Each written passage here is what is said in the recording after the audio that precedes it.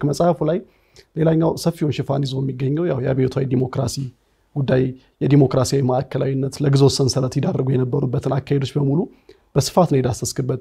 አብዮታዊ ዲሞክራሲን ዛሬ ላይ ላለፉት 27 ዓመታት ወይም 30 ዓመታት ሀገሪቱ ተጠርንፋ የቆየችበት ርዕዮተ ዓለም ነው። ካለፉት 6 ዓመታት ወዲህ ደግሞ አብዮታዊ ዲሞክራሲ አክትሞ ወደ ሌላኛው መንገድ መጣለች እንደ ሀገር። አብዮታዊ ዲሞክራሲን ዛሬ ማንሳት ለምን አስፈለገ? አሁን አብዮታዊ ዲሞክራሲ አክትሟል ብለህ ታስባለህ አንተ? እኔ አላስብም። አሁንም የናገር እየመራ ያለው አብዮታዊ ዲሞክራሲ ነው። አብዮታዊ ዲሞክራሲ ማለት እኮ አሁንም ማህበራዊ መሰረቴ አርሶ አደሩ ነው ብሎ አርሶ አደሩን መሰረት ያደረገ ፌደራላዊ ስርዓትን የዘረጋ ይሄ የለውጥ አካል ውስጥ የሚገኘው ብዙ ኃይልም ትዝ ይል እንደሆነ እዚህ መድረክ ላይ በርካታ እንግዶችም የጨለማው ዘመን ሲሉ 27 ዓመታቱን ሲጠቅሱ የነበሩ አካላት ሲያንጸባርቁ የነበሩ ከነበሩት ጉዳዮች መካከል ይሄ ህገ መንግስት ይሻሻል፣ ምክንያቱም ህገ መንግስቱ የአብዮታዊ ዲሞክራሲ ግልባጭ ነው ሲሉ መቼም አድምጣል ታውቃለህ። ብሔርተኝነቱን የፈጠረብን ይሄ አብዮታዊ ዲሞክራሲ ነው። ብሔርተኝነትን ዘረኝነትን የፈጠረብን አብዮታዊ ዲሞክራሲ ነው በሚል ብዙዎች አብዮታዊ ዲሞክራሲን በዘለፋ ደረጃ ሲናገሩት ተሰማለ። ነገር ግን እንደውም አብዮታዊ ዲሞክራሲ ተጠናክሮ የቀጠለበት ጊዜ ቢኖር አሁን ነው ብዬ ነው ማስበው። ምክንያቱም አሁን ህገ መንግስቱ ላይ የማይደራደር አካል ተፈጥሯል። ስለዚህ አብዮታዊ ዲሞክራሲ በሁለት እግሩ ቆሟል ብዬ አስባለሁ፣ በዛኛው ሎጂክ እስከሄደን ድረስ። ከዚያ ባሻገር ደግሞ የብሔር ፖለቲካን በማንበር ሀገሪቷን 27 ዓመታት ሲጨቁን የነበረው አብዮታዊ ዲሞክራሲና የአብዮታዊ ዲሞክራሲ ባለቤቶች ናቸው እስከተባለ ድረስ ዛሬ ሁሉ ነገር በብሔር ሲሰፈር በዘር ሲሰላ ከአብዮታዊ ዲሞክራሲ ዘመን በላቀ ደረጃ እንደሆነ እናውቃለን። በነገራችን ላይ የብልጽግና ፕሬዝዳንት የመጀመሪያው ዙር እንደ ብልጽግና 6ኛው ምርጫ ባሸነፉ ማግስት ማዕከላዊ ኮሚቴያቸውን የሰበሰቡለት ታስታውስ እንደሆነ አንድ ጊዜ ተጣባሪው ታይፋታንም አሁን ብልጽግና እንላለን እንጂ ጠቅላላችን ውስጣችን ቢፈተሽ አብዮታዊ ዲሞክራሲዎች ነን የሚል ነገር ተናግረዋል። እንግዲህ እኔን በብዙ መልኩ ደሂዴ ነውኝ ያሰለጠኑኝ አካላት አብዮታዊ ዲሞክራሲን ፍትፍት አድርገው ሲያጉርሱን የነበሩ አካላት በምን አግባብ በአንድ ጊዜ ተገልብጠው የብልጽግና ሊሆኑ እንደሚችሉ ግራ የሚገባህ ነገር አለ እንደወጣ ስታስበው። ለዚህም ይመስለኛል ብዙዎቹ ካርዲዎችን ያውን የምመለከታቸው መደመር ይገባቸው አይመስለኝም፣ ምክንያቱም ከውስጣቸው ስላልወጣ አብዮታዊ ዲሞክራሲ። ስለዚህ ከአብዮታዊ ዲሞክራሲ ጽንሰ ሐሳብና አብዮታዊ ዲሞክራሲ ባለፉት 27 ዓመታት እዚች ሀገር ላይ አድርሷቸው አልፏል ብለን የምናስባቸው ነገሮች ግምት ውስጥ ቀተን በአመክኒው እስከሄደን ድረስ ዛሬም ይሄ ሀገርን እየመራ ያለው አብዮታዊ ዲሞክራሲ ነው። እርግጠኛ ነኝ ክቡር ጠቅላይ ሚኒስትሩ ጠንከር ያለ ግምገማ ቢያደርጉ ከብልጽግና ዋና ጽፈት ቤት ውስጥ ማአት ኢህአዴግና ማአት አብዮታዊ ዲሞክራሲን በቦርሳው ይዞ የሚዞር ካድሬ አውጥተው ውጭ ያወጡልናል። ይሄን ደግሞ አንድ ቀን እንደምናየው እርግጠኛ ነኝ መናገር እችላለሁና ዛሬም ሀገሩን እየመራ ያለው አብዮታዊ ዲሞክራሲ ነው። አክትሟል በሚለው ስለማልስማማ መጽሐፉ ላይ ብዙ ሐሳቦች ተንሸራሽረዋል። ቀሪዎቹን ጉዳዮች መቼም አንባቢያን በደንብ ደግሞ እንደሄዱበት መተው ፈልጋለሁ። በኢህአዴግ አባልነትህ ከሰራሃቸው በርካታ ስራዎች መካከል ይዘረዘርካቸው አሉ። እነዛ ጉዳዮች ያከተሙት መቼ ነበር? ወይም ደግሞ የፓርቲ አባልነትን የተውክበትን አጋጣሚ እስኪ ንገረኝ። የፓርቲ አባልነትን የተውኩት የመንግስት ኮሙኒኬሽን ጽፈት ቤትን ስቀላቀል ነው። ፋና ድረስ ሆኜ እንግዲህ መጽሐፉ በራሱ የቱ ጋር እየወጣውበት እንደሆነ ፕሮሰሱ ያሳያል። አሁን እስከ 6ኛው ምዕራፍ ስትሄድ በደንብ አድርጌ ውስጡ እንደነበርኩበት የሚያሳይህ ነገሮች አሉ። ከዚያ በኋላ ደግሞ ሰፊው ምዕራፍ የመንግስት ስራ ላይና ከመንግስት ጋር በነበረን ቅርበት ግን የነበረኝ ሁኔታ ደግሞ ይሄንን ከርቀት ለመታዘብ የበለጠ እድል ይሰጣል። ደጅም ቆይተ ማለት ነው። እዚህም ላይ ቢሆን ቅድም እንዳልኩ ነው የመጀመሪያ ስራዬን ሲጀምር በኮኪል ገደባ ነው ጉታዘር ወረዳ ሳልሆን ኢህአዴግ ነበርኩ ባልኩ ልክ አሁን የመንግስት ኮሙኒኬሽን ጽፈት ቤት በሙያችን ነው ስንሰራ የነበረው ኮሙኒኬተር ነበር። ነገር ግን እዛ ከኢህአዴግ አባልነት እኮ ወጥቻለሁ። ነገር ግን እዛም ሆኜ ወጥቼም ግን ነበርኩበት ብዬ ደግሞ አሁንም እንዳስብ የሚያደርገኝ ነገር አለ። ምክንያቱም አሁንም የመንግስትና የፓርቲ ስራ መደበላለቁን ስላላቆመ እዚያ ሆነን ስንሰራቸው የነበሩ ስንጽፋቸው የነበሩ አርቲክሎች ዞሮ አሁንም የሥርዓተ መንግስቱን ህልውና ለማረጋገጥ በሚያስችል መልክ ነገር ግን የሙያ ስራ በሚመስል የሚዲያ አቅጣጫ ምናምን ሲሰጥ ልክ ለመንግስት ያለን እንትን በሚያረጋግጥ ይመስላል አለቆች እንዲህ ሲያደርጉ ግን ዞሮ እሱም ቢሆን የግዞት ሰንሰለት ነው። መጨረሻው ውጤቱና አውትካሙኛ የሰራነው ነገር ለመንግስት ለህዝባችን የሰራን ይመስለናል እንጂ የአብዮታዊ ዲሞክራሲን ህልውና ማረጋገጥ እንደሆነ ደግሞ በኋላ ላይ ይገባል። ያው የበሰልክ ምናምን ስቴድ የሆነ ነገሩ ይገባል። ሴራው ይሄ ነው። የዲሞክራሲያዊ ማዕከላዊነት ሴራ ማለት ይሄ ነው። በጣም ከባድ ነው። አንተ እየሰራህ ያለ የሚመስልህ ለህዝብ ለቤተሰብ ለምናምንህ ነው። ግን የፖለቲካ ስርዓቱን ደግሞ ከ80% በላይ ለማረጋገጥ አንተ ሳታቀው እንድትሰራ የሚያደርግ የሴራ ፖለቲካ ስለሆነ ማለት ነውና በወረቀት የመንግስት ኮሙኒኬሽንን ስቀላቀል ኢህአዴግን ተፋትቸዋለሁ ግን በተግባር ተፋትቸዋለሁ ብዬ አላስብም። ያን ሰራ ስለነበር ምናልባት አሁንም ቅድም ባልነው አመክንዮ ስንሄድ እንደሱስ እየሰራው ነው ወይ ብዬ ላስብ እችላለሁ። ለምሳሌ አሁን አንዳንድ ጊዜ ሚዲያ ውስጥ እየሰራው እስከሆነ ድረስ ሴራውና የግዞት ሰንሰለቱ አሁንም ስላለ አንዳንድ ጊዜ ህዝብን የሚጠቅም አጀንዳ እየቀረጽን መስሎን እዚህ ጋር ስንንቀሳቀስ እግረ መንገዱን ግን ምናልባትም ለብልጽግና እየተሟገትኩ ሊሆን ይችላል። ይሄን ደግሞ ወደፊት ነው ማገኘውና በቅጽ 2 ላመጣው እችላለሁ። እንደሱ ቢታሰብ ወደ ከፓርቲ አባልነት ከወጣ በኋላ የኮሙኒኬሽን ስራ ጀምረህ ከዛም የጋዜጠኝነትን ሙያ ደግሞ ከጀመርክባቸው ጊዜያት በኋላ በተለይ ነፃ ሐሳብ በተሰኘው ሞጋች መሰናዶ እስከ 500 የሚደርሱ ሰዎችን እዚህ መድረክ ላይ ቁጭ አድርገህ እናገርክበት ጊዜ አሳልፈሃል። ከዚህ በኋላም ይቀጥላል። እኔ እንደው ብንጫወት ደስ የሚለኝ ግን በፓርቲ አባልነት ውስጥ ኢህአዴግ ወይም ደግሞ መስረቅ ሳትፈልግ ስርቆት እንደተሰማራህበት ሁሉ ወደዚህኛው ወደ ነፃ ሐሳብ ደግሞ ከመጣህ በኋላ ሰዎችን የማመቻመች እንግዶችን የመከላከል ወይም ደግሞ አሳልፎ ለመስጠት ውስጥ አለመግባትህን እንዴት ነው ፕሩፍ የምታደርገው? እዚህ ላይ ስለ እውነት ለመናገር ለአንዳንድ እንግዶችህ ስስ ልብ እንደነበረ ለአንዳንድ እንግዶችህ ደግሞ ሸካራ እንደነበርክ ስለሚነሳ አዎ ይሄ እንግዲህ የሚባልበት መሰረታዊ ምክንያት ሰው ያልተረዳው እኔ እንግዲህ አሁን መቼም አትምልም እንጂ ለማንም ስስ ለማንም የሚባል ነገር ይሄ የምርመራ ጣቢያ አይደለም። በነገራችን ላይ አንዳንዶች ልክ እንደ ፖሊስ ተቋም የሚወስዱት ጉዳይ አለ። ነገር ግን ሰው በሁለት ነገር ያን ይገነዘባል ብዬ አስባለሁ። የነፃ ሐሳብ መድረክ ነው። የነፃ ሐሳብ መድረክ ላይ ደግሞ መተህ የሚዳኝህ የኔ አጠያየቅና የኔ መሳሳት ወይም የኔ መዳፈር ወይም የኔ ምንድነው እንደዚህ ገፍቶ መሄድ ሳይሆን አንተ በውስጥህ ያስከው እውነት እና ዕውቀትህ ነው።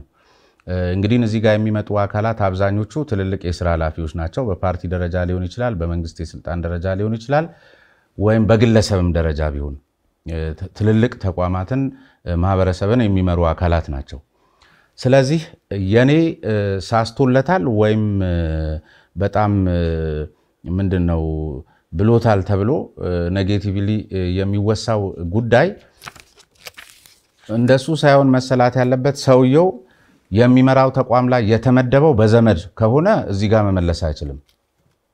እሱን ነው ማየት እንጂ የኔ ገፍቶ መሄድ አይደለም። ሰውየው ያለ ዕውቀቱ ያለ ብቃቱ በኔትወርክ ከሆነ ያን የሥራ ኃላፊነት የወሰደው እኔ ለማነሳው ጥያቄ አንዳች መልስ አይኖረውም። ወይም ደግሞ ሌባ ከሆነ አንዳች መልስ አይኖረውም። ከዚያ ባሻገር ግን አንዳንዶች ደግሞ በጉብዝናቸው ለምሳሌ አሁን ለአንዳንዶች ተሳሳለ ወዘተርፈ እየተባለ ኢህአዴግነትን ከወያኔነት ጋር ያያዙ ሲገልጹ ከነበሩ ሰዎች ወይም ደግሞ ከመወቀስባቸው ሰዎች እንደዚህ አይነት ጉዳይ ለማንሳትም ከሚል ለምሳሌ ለጌታቸው ረዳ ሳስተለት ለጌታቸው ረዳ እኔ ሳስችለት ሳይሆን ውስጡ ያለው እውነት ነው ጌታቸውን ያገነነው። ውስጡ ያለው ብቃት ነው ጌታቸውን ያገነነው። እንደገናም ኮሙኒኬተር ነው። ሐሳቡን ብቻ ሳይሆን ራሱንም እመረዋለሁ ወክለዋለሁ የሚለውንም ማህበረሰብ በደንብ አድርጎ የመግለጽ ልዩ ተሰጥቶና ብቃት ያለው ሰው ነው። ስለዚህ እውነትን ከያስክ ለተመደብክበት ቦታ ደግሞ የተሰጠን ኃላፊነት በአግባቡ እየመራ ከሆነ ራስን መግለጽ አያቅትህም። ሌላ ሁለተኛ ለምሳሌ አዜብ መስፍን ሌባ ነሽ ከተባለች ለውጥ ነኝ የለውጥ ኃይል ነኝ ብለህ እዚህ አዲስ አበባ ላይ መቀሌ የሚያልሄደችውን ሌባ ይዘህ ካላሰርክ ምንድነው ለውጡ? ከዝንጀሮ ቆንጆ ምን ይመራርጡ ነው ያለችው። ይህም እዚህ መጽሐፍ ላይ አስቀምጬዋለሁ።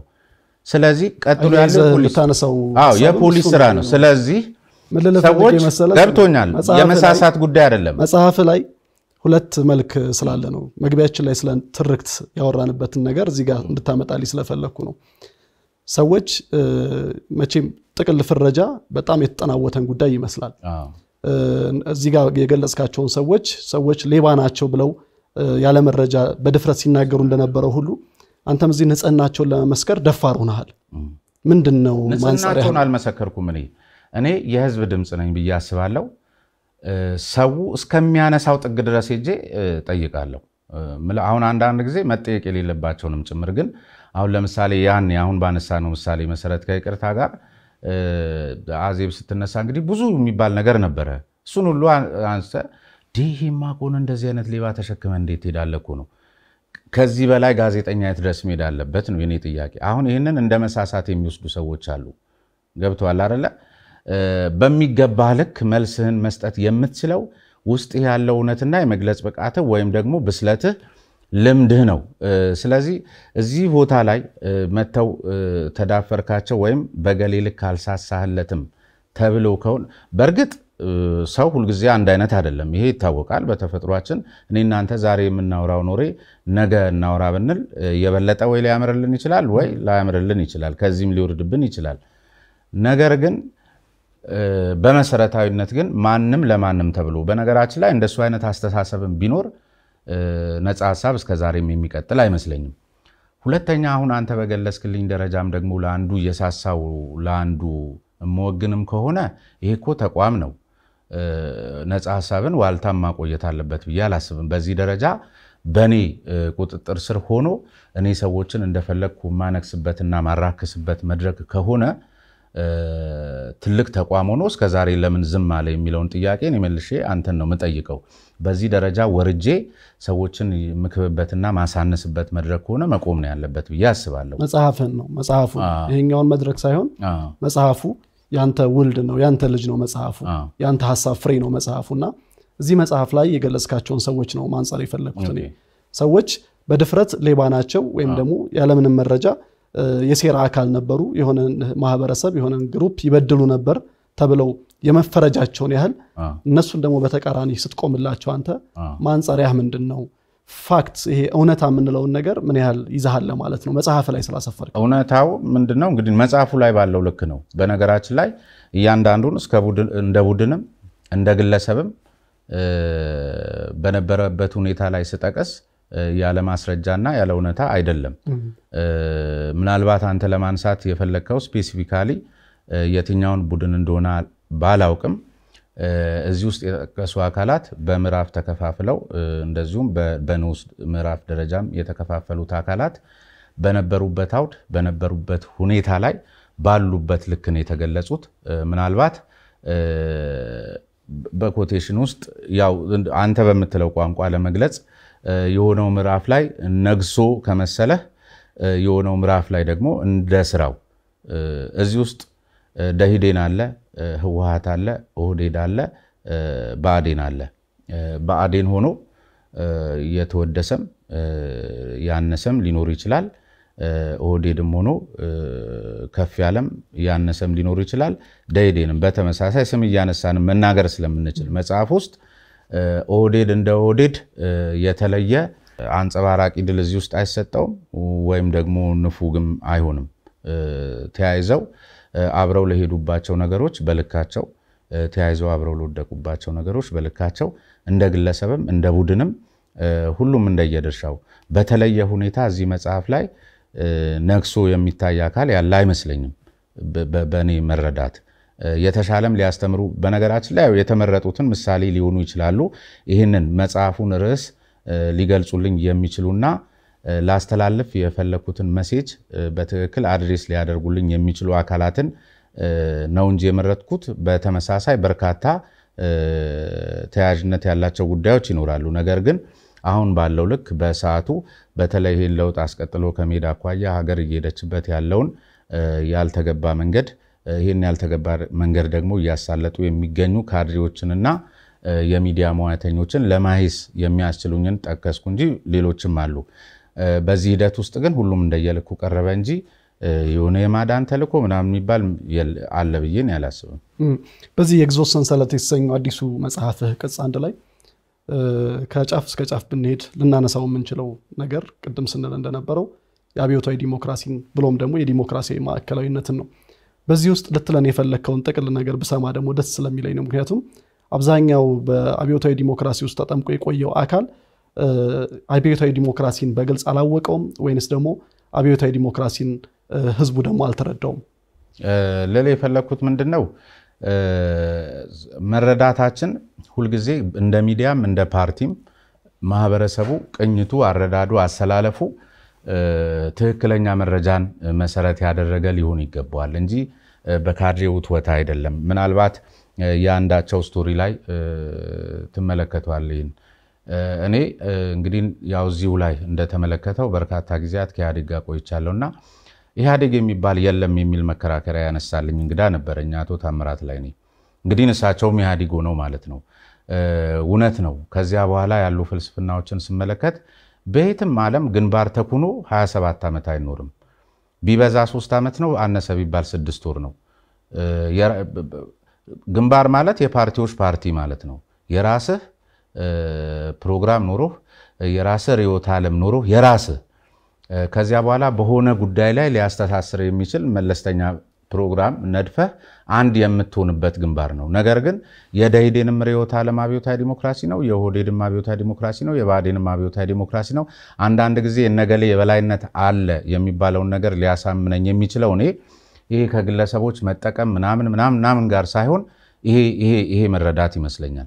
ምክንያቱም ግንባርነት የሆነ ነገር ለመሻገር እንጂ 27 ዓመት ሙሉ ቁጭ ለማለት አይደለም። ስለዚህ በግንባር ውስጥ 27 ዓመት ቁጭ ያሉ አካላት ከነበሩ ያኛውም የበላይ ሆነበትና እነሱም እያወቁት የተነፈጉበት ሁኔታ። ስለዚህ እነሱ በትክክሉና በመርህ ባልተመሩበት መንገድ ማህበረሰቡ ደግሞ የእውነት ለውጥን መሻቱ ሞኝነት ወይ የዋህነት ነው። ስለዚህ እኔ ልል የፈለኩት በእንደዚህ አይነት የግዞት ሰንሰለት በተለያየ የፖለቲካ ሴራና የፖለቲካውን ሴራ ደግሞ በማጫወትና በመዘወር በኩል ደግሞ የሚዲያውንም ሴራ በዚህ ልክ ተገንዝብ ያለው ነው። ስለዚህ ወደፊት በሚኖሩ የዲሞክራሲ ስርዓት ግንባታ ሂደትና የልማት ሂደት ውስጥ በመንግስትም ሆነ በሚዲያ በኩል የሚመጣልን አጀንዳ እንዳለ አላምጠን መዋጥ ሳይሆን በደንብ መፈተሽና ማየትን ይጠይቃል። ፓርቲዎች በየመድረኩ ላይ ወጥተው በሚነግሩን የሚያማልል ዜማ ብቻ ሳይሆን በትክክል ወደ መሬት በሚወርድ ፕሮግራማቸው ሊታዩ ሊገለጹ ይገባል። እነሱን ተከትሎ ደግሞ አሁን ሁለት ጎራ ነው። አሁን ለምሳሌ መሃል ላይ ሆኖ ሁሉን የሚያስረዳን ሚዲያም የለም ወይ የሚደግፈው ነው። ማህበረሰቡም መስማት የሚፈልገውን እንድታወራለት የሚፈልግ እየሆነ መጣ። ሚዲያውም በተለይ ማህበራዊ ሚዲያው ደግሞ አንዳንዱ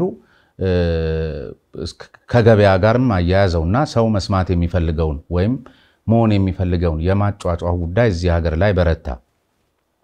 የመንግስት የሚባሉትም ሚዲያዎች በሚሰጣቸው አቅጣጫ መሰረት እንጂ ማህበረሰብን መሰረት አድርገው ትክክለኛውን መረጃ እየሰጡ አይደለም። አንዳንድ ጊዜ ደግሞ ባስም ሲል ራሳቸው መረጃ ሳይሰጡ መልሰው ደግሞ በተሳሳተ መረጃ አትሳሳቱ የሚል ነገር እሱ መንግስት ያልነገረኝም መረጃ ሌላው ሲነግረኝ የመቀበል እድሌ ሰፊ ነው የሚሆነው። ስለዚህ ትክክለኛውን መረጃ እየሰጠህ ነው ሌላውን በዚህ ደረጃ መገሰጽ።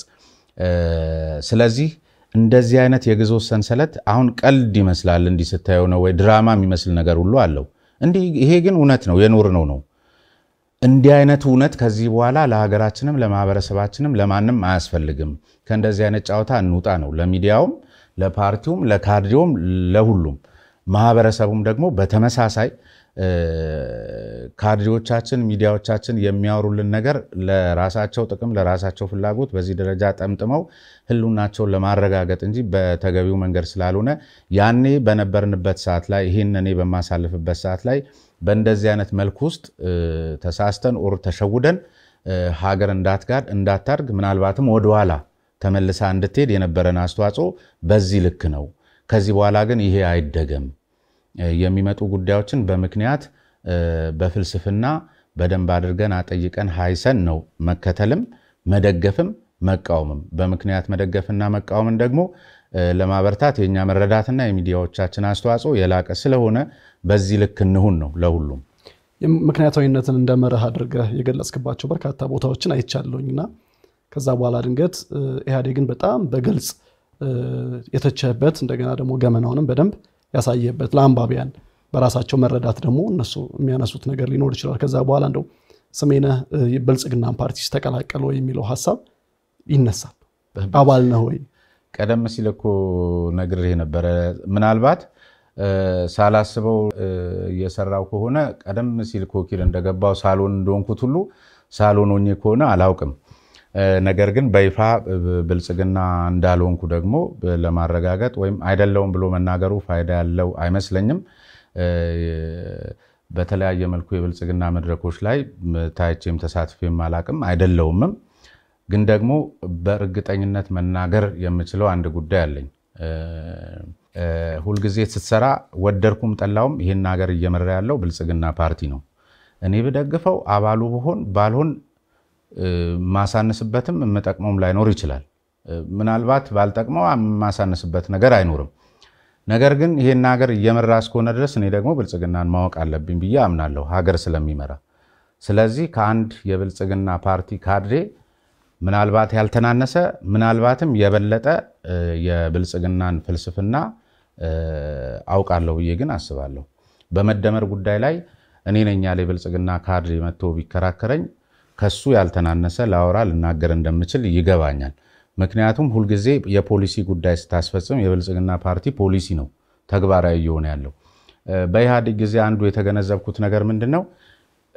ወደርክም ጠላህም በምርጫ ያሸነፈ መንግስት የሚመራው በምርጫ ያሸነፈ ፓርቲ የመሰረተው ስርዓተ መንግስትን ፖሊሲ ማስፈጸም ግዴታ ነው፣ እንደ ሲቪል ሰርቫንት እንደ ሲቪል ሰርቪስ ህግ ማለት ነው። እና ያን ጊዜ የኢህአዴግን ፖሊሲ ማስፈጸም ማለት ኢህአዴግ መሆን የሚመስላቸው ብዙ ከኢህአዴግ ጋር ውስጥ ገብተው አላስፈላጊ ዋጋ ሲከፍሉ የነበሩ ሰዎችን አውቃለሁ። ኢህአዴግን ያናደዱ መስሏቸው በትክክል የተቀመጠውን የሲቪል ሰርቪስ ደንብና መመሪያ ባለማስፈጸም ቤተሰቦቻቸውን፣ ማህበረሰቡን፣ አርሶ አደሩን ሲጎዱ የነበሩ አካላት እንደነበሩ ገነዘባለሁ። እኔም አሁን በተመሳሳይ የብልጽግናን ፓርቲ ፖሊሲ እንደ አንድ ሙያተኛ የማስፈጸም ግዴታ አለብኝ። ያን ለማስፈጸም ደግሞ ስለ ብልጽግና ፓርቲ መነሻ ፍልስፍናዎች ማወቅ ግድ ይለኛል። ስለዚህ ስለ ብልጽግና ፓርቲ አባል አይደለሁም፣ ግን የብልጽግና ፓርቲ ካድሬ ነን ከሚሉ አካላት እኩል መደመርንና የብልጽግናን ፍልስፍና ጠንቅቄ ያውቃለሁ ብዬ መናገር የሚያስችለኝ ድፍረት አለኝ። ለምሳሌ በሚሰልጥኑ ስልጠና ልክ አነባቸዋል። ለምሳሌ ነው የጠየቁ የፖለቲካዊ መረዳት የሪዮት ያለምን መረዳት ሀገርን ለማዳን ትልቅ ቁልፍ ምክንያት እንደሆነ ስለጠቀስክ ነው። እዛ ላይ አብዮታዊ ዲሞክራሲን ባለመረዳታቸው በጣም ሀገርን ወደ ቁልቁለት የመሩ ሰዎችንም ያነሳበት ነገር ስላለ ዛሬም ድረስ አንድ ፓርቲ መራበታለሁ ተዳደርበታለሁ የሚለው መርህ ማይረዱ ሰዎች ካሉ እንዳልከው ወደ ሌብነቱም ወደ ምንም ወደ ዘርም ወደ ጎጥም በመደበቅ ውስጥ ሀገርን የማተራመስ እንትን ውስጥ ሊሰማሩ ስለሚችሉ እሱን ነገር ምክንያታዊነትን መስማት ስለፈለኩ ነው። ሌላኛው ጉዳይ እዚህ ላይ ግን ልጨምርልህ የምፈልገው ይሄ ለውጥ ከተደነቃቀፈ በእርግጠኝነት የምነግርህ ውጪ በሚገኙ አካላት ሳይሆን የለውጥ ኃይል ነን፣ የብልጽግና ካድሬ ነን፣ የመደመር ጠበቃ ነን በሚሉ ሰዎች ሊሆን እንደሚችል በእርግጠኝነት ነው የምነግርህ። ምክንያቱም ብዙዎቹ መደመርን ሳያውቁ ሳይረዱ ስለገቡበት፣ ምክንያቱም ብዙ ቦታ ላይ መደመርን በቴሌቪዥን እያወራለህ መቀነስን የምትመለከተው እዚያው አካባቢ ስለሆነና ሁልጊዜ ስንገባበት አምነንና ተረድተን መሆን መቻል አለብን። ለምሳሌ የዚህን ፓርቲ ፖሊሲ ማስፈጸም ወይም ደግሞ የሚፈጸምበት ቦታ ላይ የሥራ ኃላፊነትን ይዘው የሚገቡ ሰዎች በትክክል ይሄን መንግስት የመሰረተውን ፓርቲ ፍልስፍና ተረድተው ቢሆን የተሻለ ለኛም ስለሚጠቅመን ማለት ነው። እሱን ለመጨመር ነው። ሌላው የግዞት ሰንሰለት ላይ ከአንባቢያን ከሚያገኟቸው በርካታ ነጥቦች መካከል በጋዜጠኝነት ህይወት ውስጥ ያለፍክባቸውን ጉዳዮች ካጋራህበት ለእንግድነት ያመጣሃቸውን ሐሳብ የእንግዶችን ሐሳብ የተቆረጠበትንም የተጨመረበትንም ጉዳይ ያነሳህበት ነገር አለና ይሄ ጉዳይ እንደ ጋዜጠኛ ሌሎች ጋዜጠኞች ብዙ የሚማሩበት ነገር ስለሚኖር መለስ ብለን ትንሽ ብናስታውስ ደስ ይለኛል። የነጻ ሐሳብ ዝግጅት ቻሌንጁ ምንድነው? የመጀመሪያው ቻሌንጅ ሰዎችን ያው ወደዚህ መድረክ ላይ መጋበዙ ነው። ስትጋብዝ ደግሞ ዝም ብሎ ነጻ ሐሳብ በኤዲቶሪያል የሚመራ ስለሆነ ዝም ብሎ ብቻ ከተማው ላይ የሆነ ሰውየው መነጋገሪያ ስለሆነ ብቻ አይደለም የምታመጣው። መጀመሪያ የማምጣቴ መሰረታዊ ምክንያት ከኤዲቶሪያል ይመነጫል። ከዛ ፋይዳው ይነሳና እንደገና ያን አካል ደግሞ ለማግኘት ያለው መከራና ውጣውረድ አንተም ታውቃለህ በቀላሉ እሺ አይሉም። በተለይ እንደዚህ አይነት ሙግት የሆነ ፕሮግራም ሲሆን እሺ አይሉም። እሱ ነው አንዱ ቻሌንጅ። ከዚያ በኋላ ግን ሰዎቹ እዚህ ከመጡ በኋላ ደግሞ ምናልባት በኤዲቶሪያሉ ስርዓትና መመሪያ መሰረት ደግሞ ሊቆረጥ የሚገባው ሊኖር እንደሚችል እናውቃለን። ግን ከዚያ በላይ አሁንም ላልኩ የግዞት ሰንሰለቱ ሰለባ የሆኑ አካላትና ጠበቃ የሆኑ አካላት ወይም ይሄንን ተቋም የኦነሩን ኦር ፓርቲውን ሊጎዳ ይችላል ብለው የሚያስቡት ነገር ምናልባትም ሳይጎዳ ደግሞ ይጎዳል ብለው ጭምድድ የሚያደርጉት ነገር በጣም ምናልባትም ፓርቲውን ተጠቃሚ ሊያደርግ የሚችለውንም ጉዳይ ሁሉ ባለመረዳት ቆርጦ ዘንጥሎ መጣልና ማስቀረት ትልቁ ቻሌንጅ ነው ብያስ። ምናልባት የምታነሳቸው ጥያቄዎች የማህበራዊ ድረገጽ መርና ያሉባልታ መር እንዳይሆኑስ እሱን ነው እኮ አይታለው እሱን ነው እኮ ማለት እንደሱ አይነት ነገሮችን መረጃ የሌላቸውና አሉባልታ ሲሆኑ መቁረጡ ተገቢ ነው። የኤዲቶሪያላችንም እንትን ነው። በተቻለ መጠን ግን የቬሪፊኬሽን ስራ ሳልሰራ አልገባም። እኔ በደንብ አድርገን ያው የሙግት ጉዳይ የኢንቨስቲጌቲቭ ጆርናሊዝም ጉዳይ ተደጋጋሚ የሆነ የቬሪፊኬሽን ስራ መሆኑ ይታወቃል። እሱን አጠራለሁ። አልፎ ቤድ እንኳን እሱን ማድረግ ተገቢ ነው። ግን በማስረጃ ተደግፈው የሚቀርቡ ጉዳዮች አንዳንድ ጊዜ ገዢው ፓርቲ እንኳን አውቆት እንዲያርም የሚያስችለውን እድል እንዳያገኝ ነው የሚያደርጉት ነው ማለት የሆነ እሱን የጠቀሙ ይመስል የሱ ገመና ተገለጠ ብለው ከባለቤቱ በላይ ለማልቀስ የሚሞክሩ አካላት ጨምድደው ሲያስቀሩት ያ ችግር ይቀጥላል። ምክንያቱም ገዢው ፓርቲ ያን ጉዳይ የሚመለከትም የሚረዳበትም መረጃውንም የሚያገኝበትም እድል ስለማይኖረው ዞሮ ግን በአስተሳሰብ ለሀገር የምንሰራ ከሆነ አንዳንዶቹ አሁን በውሸት ሪፖርት የሚያልፉ አመራሮችን በውሸት ሪፖርት ያላደገን ሀገር አደገ ያልሰሩትን ወይም ያልበላንን ቦታ የሚያኩልንን ሰዎች ላይ ያሉት የመንግስት የሥራ ኃላፊዎች ላያውቁ ይችላሉ። እንደነዚህ አይነት መድረኮች ደግሞ የበለጠ እድል ይሰጣቸዋል ለመገምገም ለመከታተል ያላዩትን ቦታ እንዲያዩ ያልፈተሹትን ቦታ እንዲፈትሹ። እነዚህኞቹም ቢሆኑ ሆዛ መድረክ ላይ ሄዱ ይሄ ነገር ተጋላጭ ስለሚሆን በዚህ ደረጃ ዋሽተን እስከመቼ በሚል ወደ ስራቸው የሚመለሱበት እድል ይፈጠራልና አንዳንድ ጊዜ ለመንግስትም ለማህበረሰብም የሚጠቅሙ ጉዳዮች ግን ደግሞ ለገዢው ፓርቲ ህልውና የቆሙ የሚመስላቸው የሚያደርጓቸው ነገሮችና የሚዘነጥሉት የሚያስቀሩት የሚያፍኑት ነገር ትልቅ ቻሌንጅና የሚያስቆጨኝ ነገር ነው ብዬ አስባለሁ። ነገር ግን አሁንም የማልጥሰውና ሳላውሳ ማለፍ የማልፈልገው ጉዳይ እንግዲህ ንጽጽር በአንጻራዊ ነው። ስለዚህ አሁን ባለበትም ደረጃ ቢሆን ትንሽም ቢሆን እየተነፈስን ለመንግስትም የሚገባውን መረጃ እየሰጠን የምንገኘው ዋልታ ላይ ስለሆነ ደስተኛ ሆኜ ነው መሰራው ደጁን ስለማቀው። አብዛኞቹን ሐሳቦች አንባቢያኖች መጽሐፍ ላይ ያገኙታል። ተቆረጡብኝም ብለህ ያቀረብካቸውን ሐሳቦች አንባቢያኖች እዛ ላይ ያገኙታል። የስሜነህ የጋዜጠኝነቱን ጉዞ የነጻ ሐሳብንም ጉዞ መረዳት የሚፈልጉ ሁሉ እንዲያነቡት ጋብዛለሁ። አጠቃላይ ግን አጠር አድርገን ከግዞት ሰንሰለት አንባቢያን ምን ያተርፋሉ? ከግዞት ሰንሰለት አንባቢያን ምን ያተርፋሉ?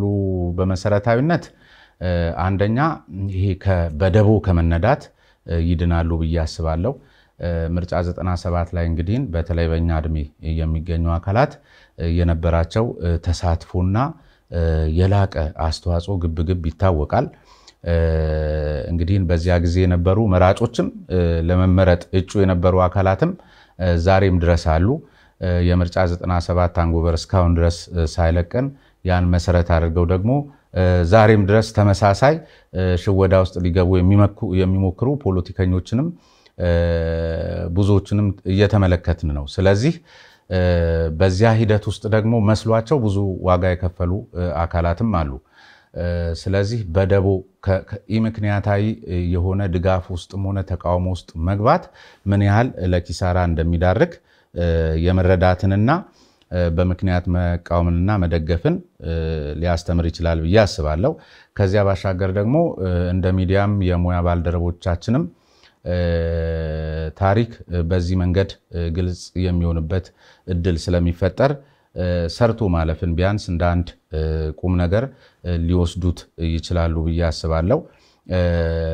ከዚያ ባሻገር ለምሳሌ አሁን ሀገር እየመራ ያለው ፓርቲ ምናልባት ይሄ የኔ መብት እንኳን ባይሆንም አሁን ለምሳሌ እኔ ብልጽግና ፓርቲ ላይ የምታዘበው ጉዳይ ታችኛው መዋቅር ላይ እንደ ፓርቲ አለ ብዬ እኔ አላስብም። የሆነ በኢህአዴግ ጊዜ በመናቀው ልክ አለ ብዬ አላስብም። ማህበረሰቡ ጋር ትክክለኛውን መረጃ እያገኘ ነው ብዬ አላስብም። ስለዚህ እንግዲህ እዚህ ጋር እኛ በኮኪር ከደባኖ ጉታዘር ወረዳ በሚገኙ 34 ቀበሌዎች ላይ ሊያውም በዚያን በመሰለ አደገኛ ጥርነፋ ውስጥ ይሄን ጉዳይ ካደረግን ለህዝብ የማይጠቅም የሚጠቅም እያስመሰለን ግን ማህበረሰቡ ላይ በዚህ ደረጃ ስንጫወትበት የቆየነውን ያህል አሁን ደግሞ ታችኛው መዋቅር በላላበት ሁኔታ ማህበረሰቡ ታች በሚገኙ ካድሬዎች ምን ያህል እየተሰቃዩ ሊሆን እንደሚችል የሚያስብበትና ከታች ሲፈርስ ላይ በምን ያህል ፍጥነት መጥቶ ችግር ሊፈጥር እንደሚችል ካድሬዎቹን የመገንዘብ እድል ይፈጥርላቸዋል ብዬ አስባለሁ። ብልጽግና ፓርቲ እንደ ብልጽግና ፓርቲ ከላይ ብቻ ሳይሆን እስከ ታችኛው መዋቅር ድረስ ወርዶ ጠንካራ አደረጃጀት ፈጥሮ መንግስትና ህብረተሰቡን የሚያገናኝ በደንብ መሰረቱ ጠንካራ የሆነ ድልድይ ሊገነባ እንደሚገባው ሊያመላክተው ይችላል ብዬ አስባለሁ። አሁን አብዛኞቹ የምታውቃቸው የብልጽግና አመራር ውስጥ የሚገኙ አካላት ኢህአዴጎች የነበሩ መሆኑ ይታወቃል። በኢህአዴግ ዘመነ መንግስት የነበረው ደግሞ የጥርነፋ ስሪት ምን ያህል በጣም ጠንካራ እንደነበረም ይታወቃል። በዛ ጠንካራ መዋቅር ውስጥ ደግሞ እንደዚህ አይነት ማጭበርበሮችና ውንብድናዎችም የነበሩ መሆኑ ይሄ መጽሐፍ በግልጽ ያመላክታል። በዚያ ሰንሰለት ውስጥ ይሄ ከተደረገ እንደዚህ አይነት ለቀቅ ባለ ስርዓት ውስጥ ምን ሊሆን ይችላል ብሎ ገምቶ መንቀሳቀስን የሚያስችል እድልም ይፈጥራል ብዬ አስባለሁ። ከዚያ በኋላ ግን በአንባቢዎች ዘንድ አንዳንዱም በደንብ ሊያዝናናቸውም የሚችሉ ጉዳዮች ይኖራሉ። ነገር ግን ምን አይነት ሂደቶችን ያለፍ ነው ብሎ ዞሮ ጉዳዮችን ሁሉ አስተውሎ ለመተግበር የሚያስችል እድል ይፈጥርላቸዋል። ጋዜጠኛና ደራሲ ስሜነ ባይፈርስ የነጻ ሐሳብ መድረክ ላይ በራስህ መድረክ ላይ ነው የግዞት ሰንሰለት የተሰኘው መጽሐፍ እንድንጫወትበት ስለፈቀድ ከልብ አመሰግናለሁ። እኔም በጣም አመሰግናለሁ። እንግዲህ ያው በነጻ ሐሳብ ፕሮግራም ላይ እድለኛ ነኝ ብዬ አስባለሁ። አንዱ ምዕራፍና በርካታ ንዑሳን ምዕራፎችን የያዘው ጉዳይ የነጻ ሐሳብ ጉዳይ ነው። በነጻ ሐሳብ ጉዳይ ላይ ስሜቴን መረዳቴን የገለጽኩበትን መጽሐፍ በነጻ ሐሳብ ላይ መድረክ ላይ ይዞ መቅረብ ትልቅ እድል ይመስለኛል። እንደዚህ አይነት አጋጣሚ የገጠማቸው ሰዎች ተመልክቼ ስለማላቅ ዋልታ ሚዲያና ኮሙኒኬሽን ኮርፖሬትና የማኔጅመንቱን አባላት እንደዚሁም ደግሞ የነደለ የሰጡኝን የዝግጅት ክፍሎችንም እጅግ ከልብ በጣም ነው የማመሰግነው። ስለዚህ ፕሮግራማችንን ስንዘጋ ሳምንት በተመሳሳይ ሰዓት በሌላ እንግዳ እንገናኛለን። ከኔ ጋር እንገናኛለን። ግሩም ነው። ከስሜነ ጋር ተመልሳችሁ ትገናኛላችሁ። የግዞት ሰንሰለት የተሰኘውን የጋዜጠኛና ደራሲ ስሜነ ባይፈርስ መጽሐፍ የማተሚያ ቤቶች ጋር ታገኙታላችሁ፣ መጽሐፍት ቤቶች ጋር ታገኙታላችሁ። አንብቡለት፣ ተቹት። እሱም ደግሞ አስተያየቶችን ለመቀበል እጅግ ዝግጁ ነው። እኔው ቢሆነኝ ይባላል። ቸር ጊዜ ለእናንተ።